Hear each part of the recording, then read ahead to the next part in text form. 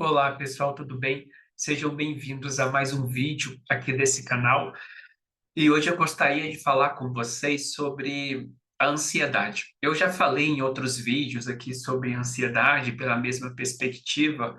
Todavia, eu ainda percebo que mesmo as pessoas que consomem os nossos conteúdos, pessoas que estudam neurociência afetiva, em especial os profissionais, ainda têm a ansiedade como a causa de alguma coisa, mesmo nós trazendo dados neurobiológicos para dizer que a ansiedade é apenas um sintoma. Então, hoje eu queria trazer para você que está padecendo, tendo sintomas, sofrendo com ansiedade, mas em especial para os profissionais que atendem pacientes que têm demanda de ansiedade, uma outra perspectiva, uma outra abordagem de como olhar para a ansiedade. Então, se esse tipo de conteúdo faz sentido para você, se você se interessa por neuropsicanálise e neurociência afetiva, te convido a se inscrever em nosso canal.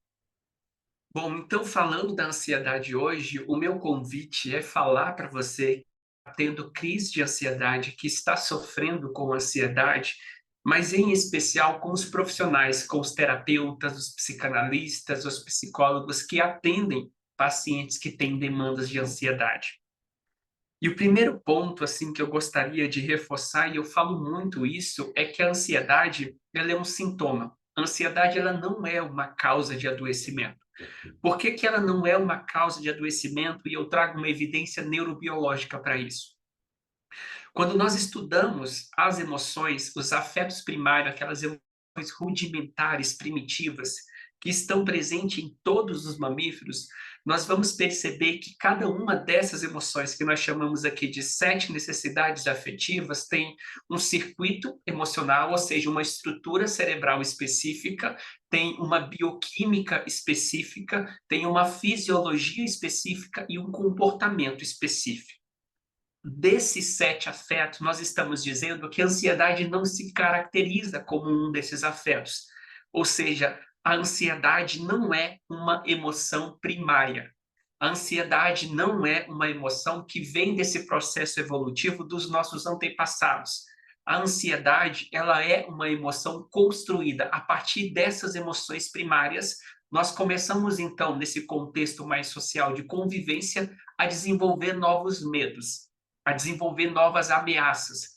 Então, a ansiedade desse processo social amparado por essa atividade cognitiva se torna o que nós entendemos como uma emoção secundária, ou seja, ela surge a partir de processos primários interagindo com processos terciários, ou seja, uma mistura de emoção, sistema límbico, tronco cerebral, com uma estrutura cognitiva racional.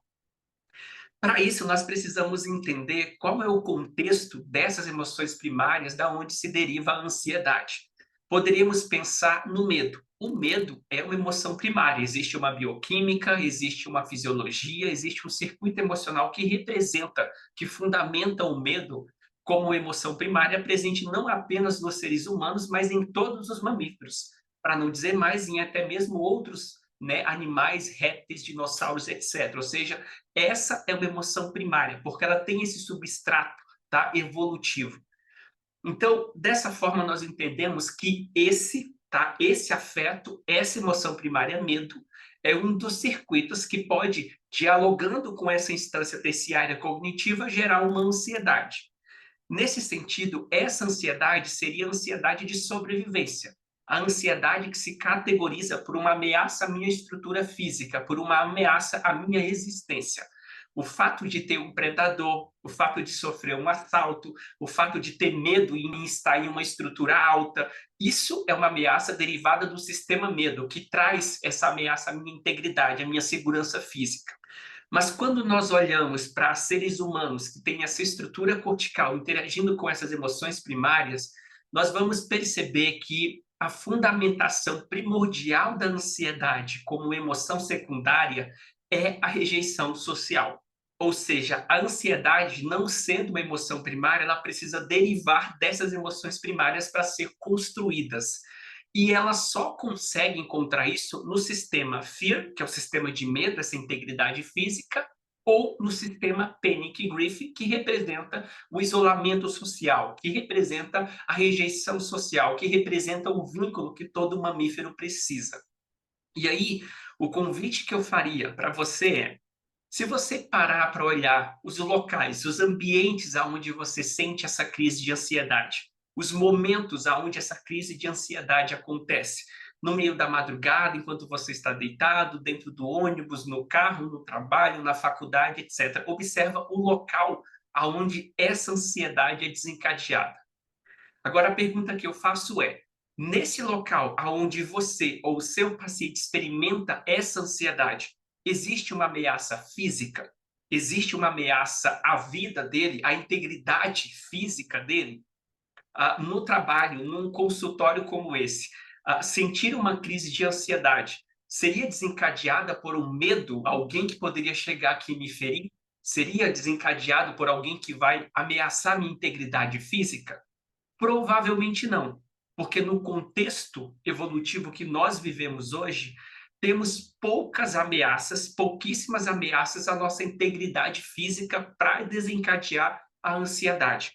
Ah, Eduardo, mas eu não posso estar numa cena, num contexto que vai me causar um medo, uma ansiedade? Sim, mas aí, geralmente, o medo, uma emoção primária ainda primitiva, serve a essa proposta, a essa tarefa de garantir sobrevivência. O medo é suficiente para garantir que você conserve a tua integridade física.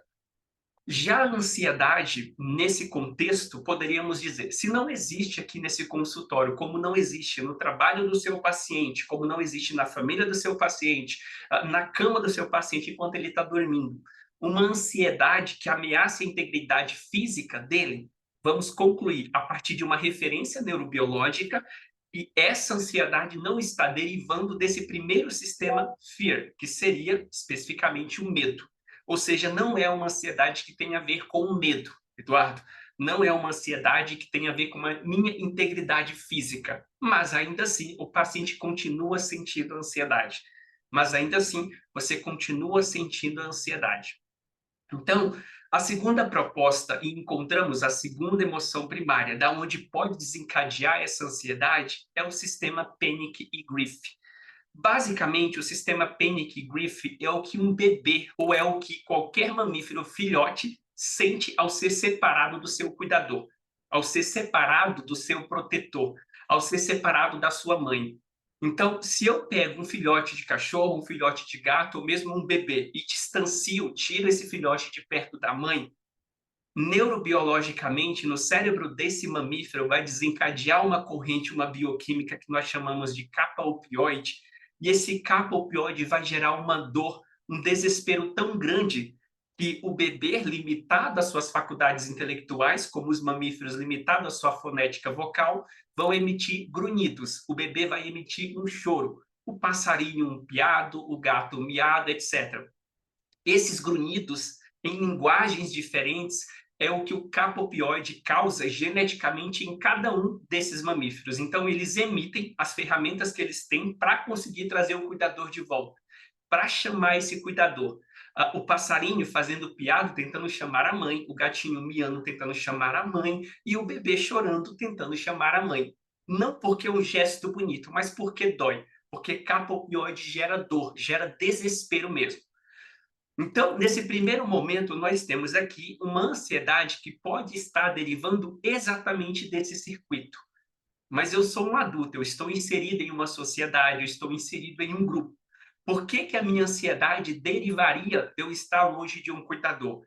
Entendam, nós, mamíferos superiores, cognitivamente evoluídos, seres humanos, temos habilidades de sublimar ou habilidades de atender criativamente as nossas necessidades de formas simbólicas, o que não significa que vai ser eficaz. Então, todas as vezes que eu tento ter um cuidador, que eu experimento uma rejeição na infância, ainda nessa infância, com o choro não funcionando para trazer essa mãe de volta, a criança, o pré-adolescente, o adolescente, vai encontrar mecanismos de como aliviar esse capa opioide. E existem inúmeras formas de aliviar esse capa opioide através dessa criatividade, desse simbolismo do ser humano. Um deles é através da comida. O fato de você se sentir frustrado, com raiva, rejeitado, com esse capa opioide descarregando na sua corrente sanguínea, faz você buscar o alimento. E à medida que você come, que você constrói uma compulsão alimentar, você está transformando o capa opioide no mu opioide, ou seja, na satisfação. Você está aliviando a dor, o desconforto que você está sentindo. Por isso que quando um bebê às vezes chora, nem sempre esse bebê chora porque ele está com fome. Às vezes o choro de um bebê é de fato pela mãe, por não sentir a mãe presente, por sentir medo, por sentir dor. Mas ao receber uma mamadeira, por exemplo, e o bebê começar a sugar, a ideia de um alimento diminui essa dor, diminui esse desconforto. Para nós adultos, para os nossos pacientes adultos, o que é essa mamadeira quando esse cuidador não está presente? O que é essa mamadeira simbolicamente, criativamente, quando eu não me sinto pertencente, cuidado, vinculado dentro de uma família? Quando eu não me sinto cuidado, vinculado dentro de um grupo social, dentro de uma sociedade, dentro de uma rede social, dentro de uma família, dentro de um relacionamento? Quando eu não experimento essa sensação de acolhimento, essa sensação de pertencimento, de ter um padrão físico, de ter um padrão de beleza física, de ter um padrão comportamental, um padrão de renda financeira, um padrão de felicidade, um padrão de beleza, naturalmente o meu organismo, ao nível afetivo, ou seja, abaixo do limiar da consciência cognitiva e racional, vai desencadear a liberação desse capa opioide. E o que eu vou sentir é basicamente o desespero, é basicamente a ansiedade. Então, se você tentar encontrar uma razão do porquê você está experimentando ansiedade no grupo de pessoas que te rejeita, na família que você não se sente pertencente, provavelmente você não vai encontrar. O que você precisa entender para começar a cuidar e acolher a ansiedade que você sente é entender que ela está vindo de uma causa real, que ela não está vindo de uma causa disfuncional, que você não está sentindo ansiedade porque você é uma pessoa que está criando ameaças, que você está fantasiando, tendo pensamentos disfuncionais para o futuro, para a tua vida, sobre si mesmo, sobre a sua aparência. Acredite no que você está sentindo. Fundamente o que você está sentindo para que você cuide daquilo. Uma febre é apenas uma febre sinalizando uma infecção, assim como a ansiedade, derivando desse circuito de vínculo, está sinalizando que é um nível afetivo, por isso eu não acho que você vai encontrar a solução ou o tratamento a partir de uma base racional e cognitiva, abaixo desse limiar da consciência, dessa consciência que nós chamamos afetiva, que todos os animais mamíferos experimentam, você sente rejeição. Seja no relacionamento atual, seja no grupo, seja nesse padrão de felicidade que nós temos nas redes sociais, seja nesse padrão de beleza que nós temos também nas redes sociais, seja nesse movimento de inclusão que faz a internet. De alguma forma, em algum desses elementos, em alguma dessas áreas da vida, você está sentindo rejeição. Você está se sentindo despertencente. E a nível de sobrevivência, o papel desse afeto é desencadear o capa opioide. Para quê? Para que você busque uma solução, para que você tente restaurar o vínculo, para que você consiga trazer de volta o cuidador. Não necessariamente esse cuidador é as redes sociais. Não naturalmente esse cuidador é o padrão de beleza, é o padrão financeiro. Não. Só está dizendo que está em um grupo em que todo mundo escolhe A e eu escolho B, por mais que B seja eficiente para mim e saudável na minha escolha, aquilo vai me desencadear um elemento de rejeição. De novo, nem todo ambiente onde você está experimentando rejeição significa que é algo ruim. Mas a um nível evolutivo, como um mamífero, o nosso sistema imunológico, cada microcélula do nosso corpo, entende que aquilo é ruim. Nesse processo, o primeiro passo é cuidar. Se eu sinto, de certa forma, que eu tenho uma vida estruturada, uma profissão estruturada, um emprego estruturado, uma família estruturada, mas ainda assim eu experimento uma ansiedade, existe, mesmo dentro dessa família estruturada, desse relacionamento estruturado, dessa profissão estruturada, algo que me traz a sensação de não pertencimento. Essa família estruturada é uma escolha que eu fiz?